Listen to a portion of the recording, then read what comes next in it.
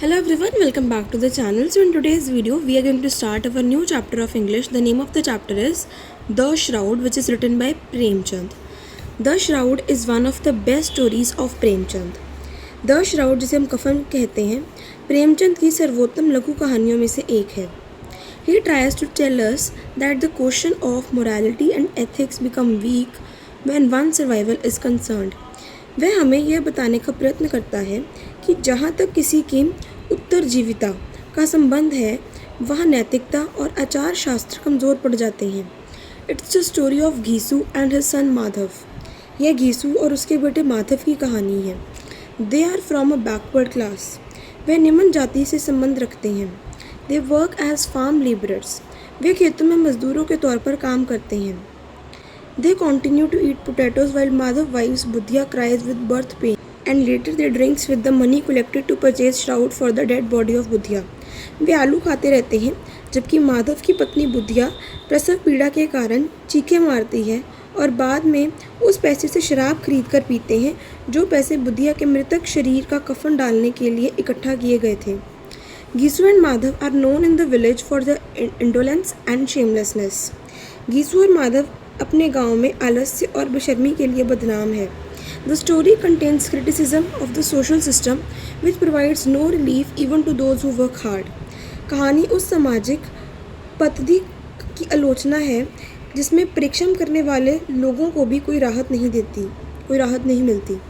Budhiya for example was a hard working women who never had a good life. Budhiya एक परिश्रम करने वाली स्त्री है जो अपना गुजारा अच्छी तरह ना चला सकी. Madhav and Ghisu have no money to spend on medicines but are able to collect 5 rupees to purchase a piece of fine new cloth to cover the dead body of Budhya. Madhav और घीसू के पास दवाई खरीदने के लिए पैसे नहीं हैं लेकिन बुधिया के मृतक शरीर को सुंदर वस्त्र से ढांपने के लिए 5 रुपये इकट्ठे कर लेते हैं. Even other fellow labourers are no better than Ghisu and Budhiya.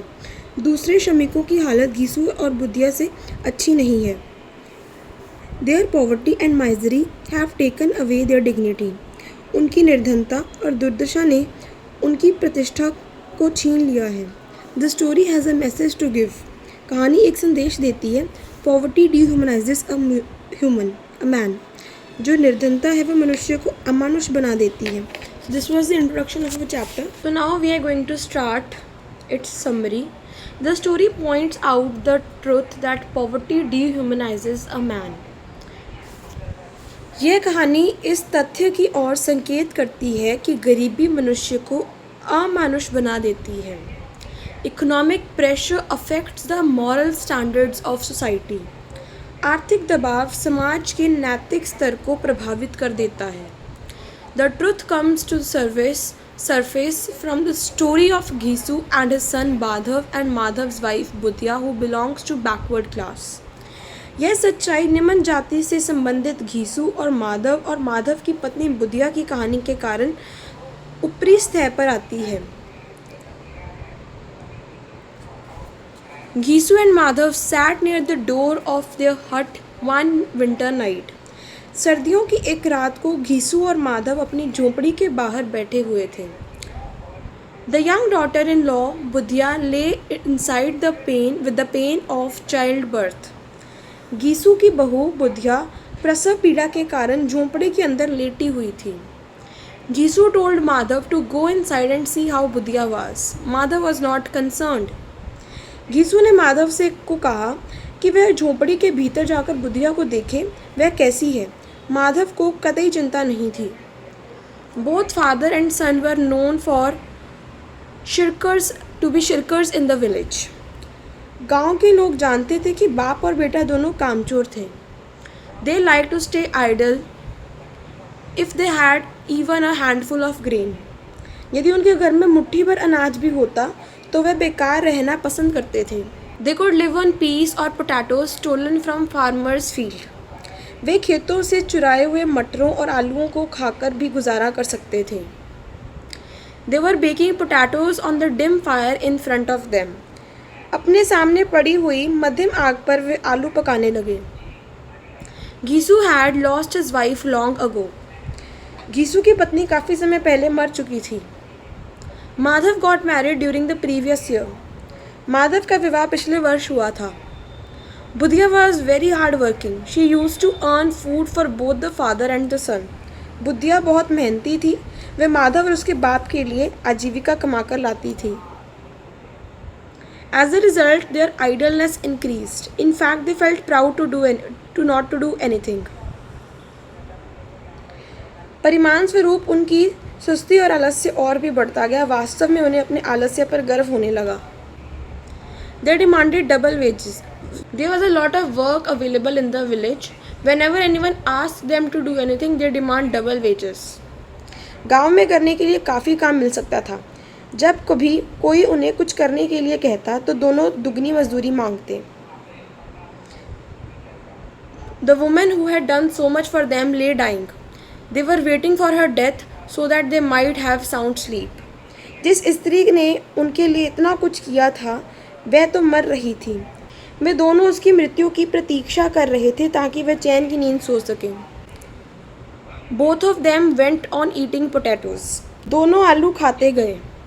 After having finished eating potatoes, they lay down to sleep. Budhiya's cries still continued to come from inside the hut. आलू खा चुकने के बाद वे सोने लगे। झोंपड़ी के अंदर से बुधिया की चीखें आती रहीं। When morning came, Madhav entered the house. He found his wife dead. जब प्रातः हुई, माधव ने झोंपड़ी में प्रवेश किया। उसने अपनी पत्नी को मरा हुआ पाया। She had given birth to a stillborn child. उसने मरे हुए बच्चे को जन्म दिया था। He ran out to Ghisu. Afterwards, both began to weep bitterly and beat their chest. Madhav गीसू के पास दौड़ा आया। फिर दोनों ने फूट कर रोना शुरू कर दिया। उन्होंने अपनी छातियाँ भी पीटनी शुरू कर दी। The neighbors came to console them. Ghisu and Madhav then turned to the thought of providing fuel and shroud means coffin to the funeral. पड़ोसी उनको सांत्वना देने आए। घीसू और माधव ने अंतिम संस्कार के लिए ईंधन और कफन उपलब्ध करने का विचार किया। They went to the village landlord who hated them for their idleness. He gave them 2 rupees from his purse. He was happy to get rid of Ghisu. वह गांव के जमींदार के पास गए जो उनके आलस्य के कारण उनसे सख्त घृणा करता था। उसने उनको अपने बटुए में से 2 रुपये दिए। वह उससे मुक्ति प्राप्त करके प्रसन्न हुआ। Thereafter, he appealed to the villagers for help. बाद में उन्होंने गांव वालों से सहायता के लिए अपील की। He managed to collect about 5 rupees. वे लगभग 5 रुपये वसूल करने में सफल हो गए। Some villagers gave him fuel, others gave some grains. कुछ गांव वालों ने उन्हें ईंधन दिया, दूसरों ने अन्न दिया। Ghisu and Madhav went to the market to buy cloth for the shroud. Ghisu और माधव कफन खरीदने के लिए बाजार गए. Some of the villagers chopped bamboo wood for the bier. कुछ गांव वालों ने अर्थी के लिए बांस की लकड़ी काटी. Ghisu told Madhav that cheap cloth would be all right for the shroud. Ghisu ने माधव को कहा कि कफन के लिए सस्ता कपड़ा ठीक रहेगा. Nobody would be able to see the quality of cloth as the dead body of Budhiya would not carried to the cremation ground before it was dark. कोई भी कपड़े की क्वालिटी नहीं देख पाएगा क्योंकि बुधिया का मृतक शरीर अंधेरा होने से पहले शमशान घाट में नहीं ले जाया जाएगा. Ghisu said that it was a bad custom to wrap a dead body in a new cloth while the same person didn't even have a rag all over lifetime. Ghisu ने कहा कि यह बहुत ही बुरा सामाजिक रिवाज था कि मृतक शरीर को नए कपड़ों से ढांपा जाएगा जबकि उसी व्यक्ति का सारा जीवन पहनने के लिए चिथड़े से बेहतर कोई कपड़ा नहीं मिलता. Madhav added that cloth was burned up in the end. Ghisu wished that they had 5 rupees when Budhiya was alive. Madhav ने यह भी कहा कि अंत में कपड़ा जला दिया जाएगा. घीसू ने कहा कि काश उनके पास 5 रुपये होते जब बुधिया जीवित होती. Then they could have spent the money on her treatment. तब वे उसके डॉक्टरी इलाज पर पैसे खर्च कर सकते थे. They went from shop to shop till evening came on. वे एक दुकान से दूसरी दुकान पर जाते रहे. इस तरह शाम हो गई. They inspected several pieces of cotton and silk but approved none. उन्होंने रेशमी और सूती कपड़े देखे लेकिन उनको कोई पसंद न आया. Then they happened to stand before a public house, Soon Gisu went to the owner and asked for a bottle of wine. फिर वे एक शराब खाने यानी मधुशाला के सामने आ खड़े हुए। गीसू मालिक के पास गया और उससे केवल एक बोतल शराब मांगी। They also bought some eatables and fish and sat down in the veranda of the public house to drink. उन्होंने कुछ खाने पीने की चीज़ें और मछली खरीदी और शराब खाने के बरामदे में शराब पीने के लिए बैठ गए। They felt intoxicated. Gisu once again repeated that the shroud would be wasted. उनको नशे भी आने लगे। गीसू ने फिर कहा कि कफन फिजूल जाएगा। He added that the rich had plenty to waste but the poor had nothing. वह कहता गया कि अमीरों के पास दुरुपयोग करने के लिए काफ़ी धन होता है लेकिन गरीबों के पास कुछ नहीं होता। Madhav asked his father how he would be able to silence public criticism if no shroud was put on the dead body. Madhav ने अपने बाप से पूछा कि यदि मृतक के शरीर पर कफन न डाला गया तो वह किस तरह सार्वजनिक आलोचना को खामोश कर सकेगा। गीसू said that he would tell the villagers that they had lost the money. गीसू ने कहा कि वह गांव वालों को बता देगा कि उनके जो पैसे हैं वो गुम गए हैं। He knew that they would not trust them, but still those very person would give them more money. गांव वाले उन पर विश्वास तो नहीं करेंगे लेकिन वही लोग उनको और पैसे दे देंगे। But still those people would give them more money. Madhav then laughed. He said that the बुद्धिया died while serving them in a good way. Madhav फिर हंसा। उसने कहा कि बुद्धिया उनकी अच्छी तरह सेवा करती करती मर गई। By then Gisu and Madhav had drunk half the bottle. तब तक गीसू और माधव आधी बोतल पी चुके थे। They ordered some more eatables from the nearby shop. उन्होंने नज़दीक वाली दुकान से खाने पीने की कुछ और चीज़ें मांग ली। Both of them fell upon the eatables greedily. दोनों बाप बेटे खाने की चीज़ों पर बुरी तरह टूट पड़े। Now only a small amount of money was left with them. शराब पीने और खाने के बाद उनकी संतुष्टि हो गई। अब उनके पास थोड़े ही पैसे शेष रह गए थे।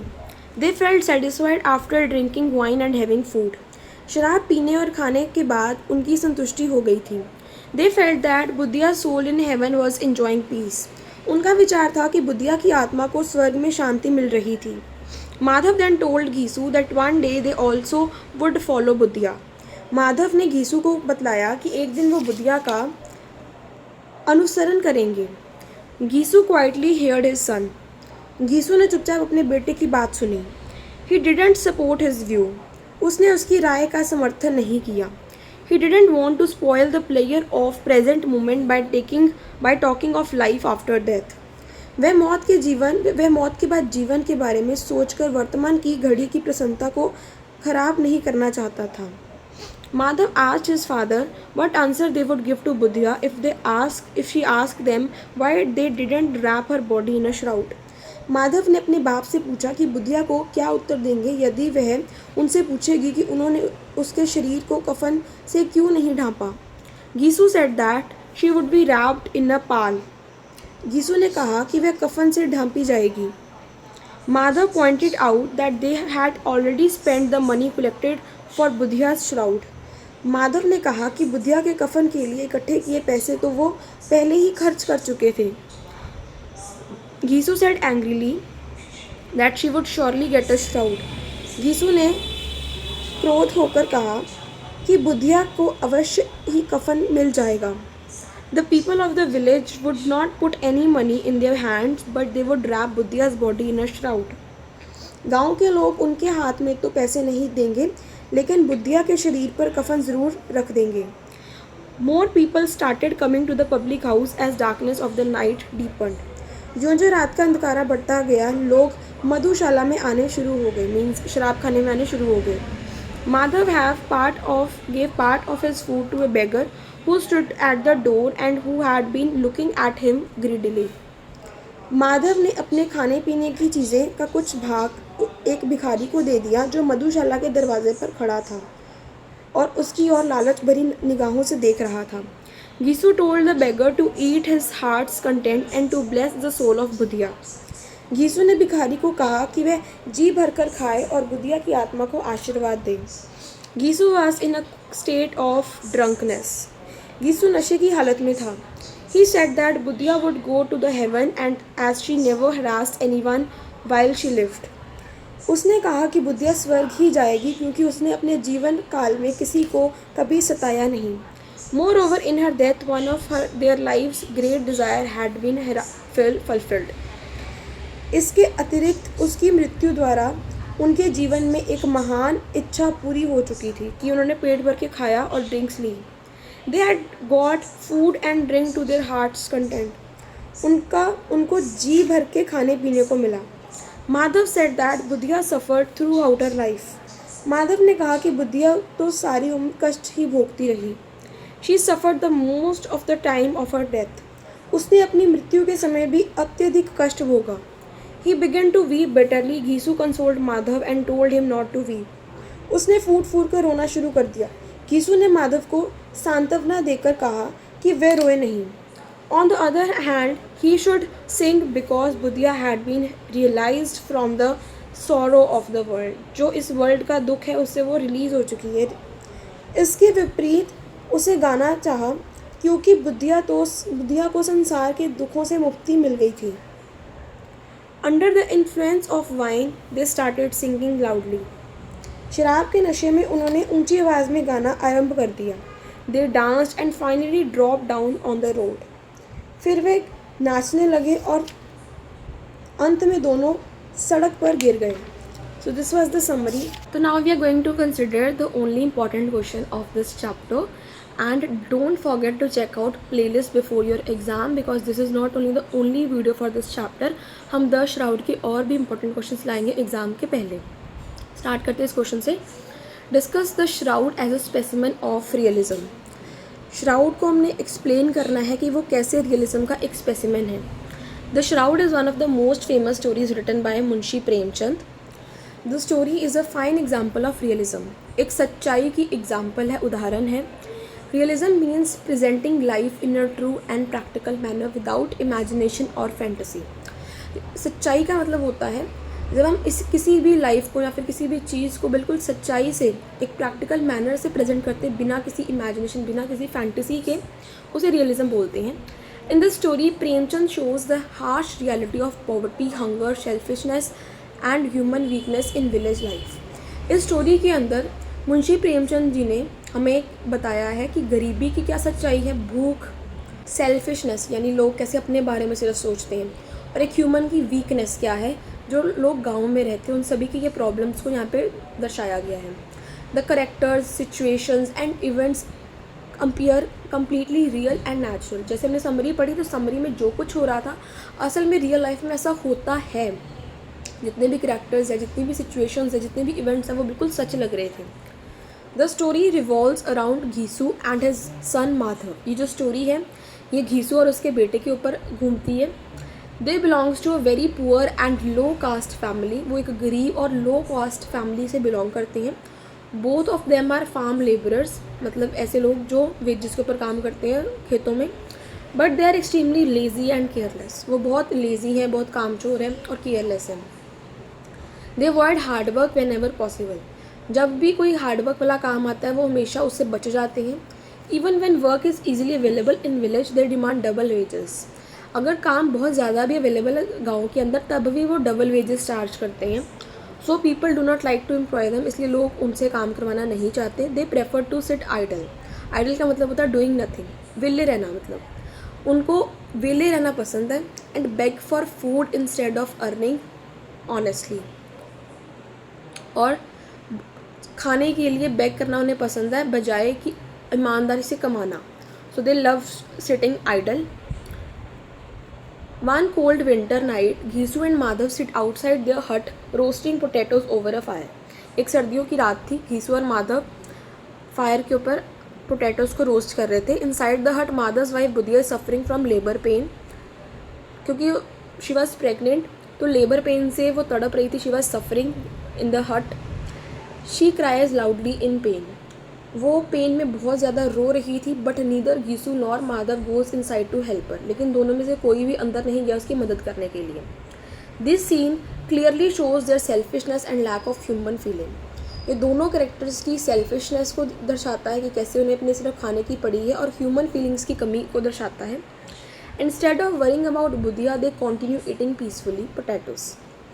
बुधिया के लिए चिंता करने के बजाय वो पोटैटोज खाते रहे peacefully. Premchand presents this situation very realistically because extreme poverty and hunger sometimes destroy natural emotions and sympathy. जो प्रेमचंद है वो इस सिचुएशन को बहुत रियलिस्टिकली दर्शाते हैं, क्योंकि जब कोई गरीब होता है या फिर किसी को भूख होती है, उसके नेचुरल इमोशंस और सिंपथी बिल्कुल ख़त्म हो जाती है. Budhiya is shown as hard working and responsible women. Budhiya एक मेहनती और जिम्मेदार औरत थी. She earns food for the family and manages the household. वो परिवार के लिए खाने के लिए कमाती थी और हाउस होल्ड को प्रॉपरली मैनेज करती थी, घर बार को. Because of her hard work Ghisu and Madhav became even more lazy. उसकी मेहनत की वजह से घीसू और माधव और लेजी हो गए, कामचोर हो गए. Sadly the same women who supported them throughout her life receives no care during her final moment. और दुख की बात तो ये है, जिस औरत ने उनकी पूरी ज़िंदगी भर मदद करी, जब उसकी फ़ाइनल टाइम आया, उसकी जब डेथ नज़दीक आ गई, जब उसको ट्रीटमेंट की ज़रूरत थी, तब उसकी कोई केयर ही नहीं कर रहा था उनमें से. By morning Budhiya dies after giving birth to a still born child, a dead child born at birth. सुबह हुई तो अंदर जाके जब हट में माधव ने देखा, उसने देखा कि बुधिया मर चुकी है और उसने एक मरे हुए बच्चे को जन्म दिया. When Madhav sees her dead body he and Ghisu begin to cry loudly and beat their chest. जब माधव ने डेड बॉडी को देखा, वो और घीसू बहुत ज़ोर ज़ोर से चिल्लाए और उन्हें अपनी चेस्ट को बीट करा. Their crying appears more dramatic than genuine because soon after that they start thinking about collecting money for her funeral. जो वो रो रहे थे वो काफ़ी ड्रामेटिक लग रहा था, जेन्युइन नहीं लग रहा था, क्योंकि जस्ट उसके बाद उन्होंने उसके फनरल के लिए पैसे इकट्ठे करने के बारे में सोचना शुरू कर दिया. The villagers feel sympathy for them and donate money, grain and fuel for बुधिया's funeral rites ceremony after death. तो डेथ के बाद जो सेरेमनी होती है फनरल राइट्स के लिए, बुधिया के फनरल राइट्स के लिए विलेजर्स ने सिंपैथी दिखाई. किसी ने पैसे दिए, किसी ने ग्रेन दिया, किसी ने फ्यूल दिया. Ghisu and Madhav collect about 5 rupees to buy a shroud. Ghisu और माधव 5 रुपये कलेक्ट कर पाए उसके श्राउड के लिए. श्राउड मतलब होता है वो कपड़ा जिससे डेड बॉडी को क्रीमेशन के वक्त कवर किया जाता है. However, instead of purchasing the shroud, they go to the wine shop and spend all money on liquor, fish and food. लेकिन श्राउड नहीं खरीदने गए वो. श्राउड के लिए हमने जैसे समरी में पढ़ा कि उन्हें सिल्क का कपड़ा भी नहीं पसंद आ रहा था, कॉटन का कपड़ा भी नहीं पसंद आ रहा था. Just because they don't want to buy any cloth, वो वाइन शॉप में चले गए. वहाँ पे उन्होंने लिकर, फिश और खाने के ऊपर पैसे ख़राब कर दिए. This incident is the strongest example of realism in the story. ये जो इंसिडेंट है ये स्टोरी का सबसे रियलिटी वाला एग्जाम्पल है कि असल में ऐसा ही करते हैं जो लोग बहुत ज़्यादा कामचोर होते हैं, जो काम नहीं करना चाहते हैं, जिन्हें भूख बहुत होती है. ये बहुत ही स्टोरी की रियल एग्जाम्पल है. Premchand shows how hunger and poverty can make people morally weak and insensitive. Premchand यहाँ पे दिखाते हैं कैसे भूख और गरीबी लोगों को मॉरली वीक और इनसेंसिटिव बना देती है, उनमें फीलिंग्स ही ख़त्म करवा देती हैं. While drinking wine, Ghisu argues that wrapping a dead body in a new cloth is meaningless because the person never enjoyed good clothes during life. शराब पीते वक्त घीसू बोलता है कि ये जो श्राउड देने का चीज़ है ना, नया कपड़ा देने की चीज़ है, कितना मीनिंगलेस है कि एक इंसान अपनी पूरी ज़िंदगी भर अच्छे कपड़े नहीं अफोर्ड कर पाता और उसे मरने के बाद ऐसे कपड़े में हम ढक देते हैं. He feels it is foolish to waste money on funeral customs. उसे लगता है कि फनरल की जो कस्टम्स हैं, मीन्स वो ट्रेडिशंस जो डेथ के बाद फॉलो किए जाते हैं, वो वेस्ट ऑफ मनी है. In this way Premchand also criticises social customs and hypocrisy, false appearance of goodness in society.